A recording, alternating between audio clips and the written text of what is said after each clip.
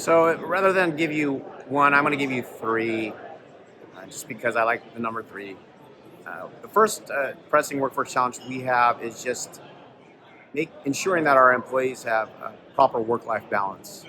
Essentially, our employees now, our staff, they once they wake up in the morning, they're at work, and once they go to bed, they could they might still be at work until they go to bed. So making sure that they're balanced, having a work-life balance, making sure that they're not working 12-hour days every day, taking time to do some self-care, making sure they're taking care of their family. I think that has been a challenge, during this pandemic, is making sure that that they log off their computer when they're supposed to.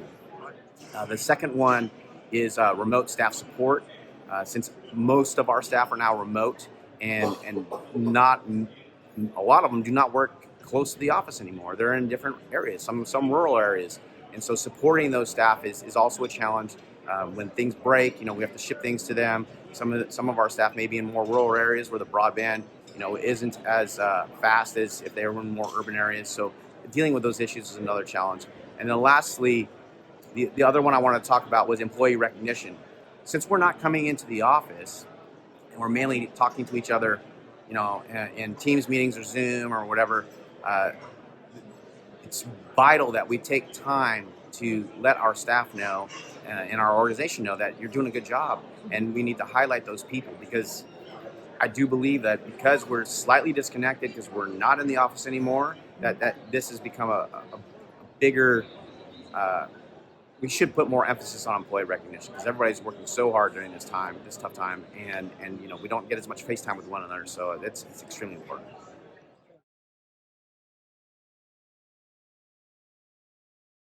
I like to consider GoBiz an early adopter, a veteran of cloud services. I was the first IT employee hired at GoBiz in September of 2013, and we were already in the cloud. So we've had a lot of experience in that. So I'll talk about what I see as current issues for us, and that would apply to many organizations. The first one is just security and making sure private information is kept secure. I think that's an ongoing issue. It's always been a concern. I do think, though, that if you hire the right staff, you give them the right directions, and you create your security roadmap and you follow that, it's easily attainable to create an environment that's just as secure, if not more secure, than private clouds or on-prem services. The second thing is just cost management and governance, right? Because say you have these cloud services, it's real easy to just spin things up, provision servers, add services. They make it real easy, which is awesome now. It didn't used to be like that.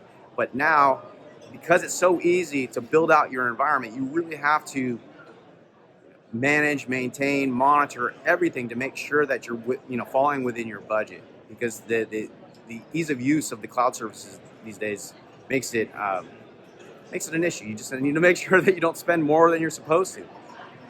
And then lastly, I talked about this last time, was the lack of expertise. I think it's getting way better because everybody's going to the cloud, but in state service, we still need to build up that workforce of cloud architects, cloud engineers, cloud experts.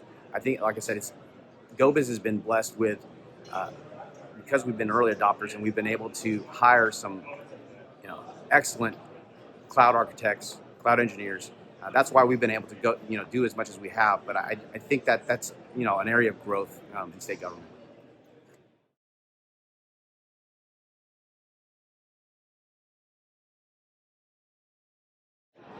Yes, so we have a number of things. We're always building things and pushing things out there out of necessity. We have a lot of programs given to us. So the first one I'm really excited about is the community-based solutions website and toolkit.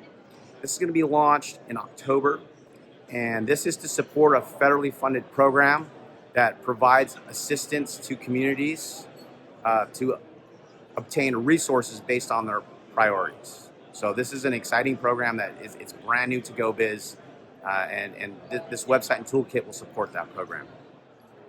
The second thing is we're launching the Soundstage Incentive Program. This is with the California Film Commission.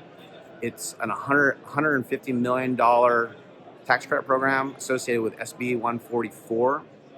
So we'll be launching that in November, and this is to encourage film and television production, and it will benefit those film and television production companies that either construct new sound stages or update their sound stages. So that's going to be an exciting program as well.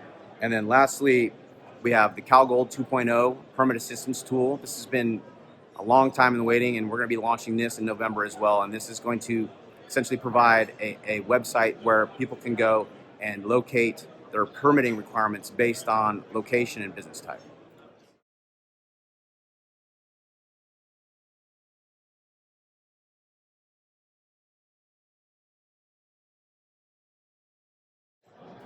Well, yeah, this year's budget definitely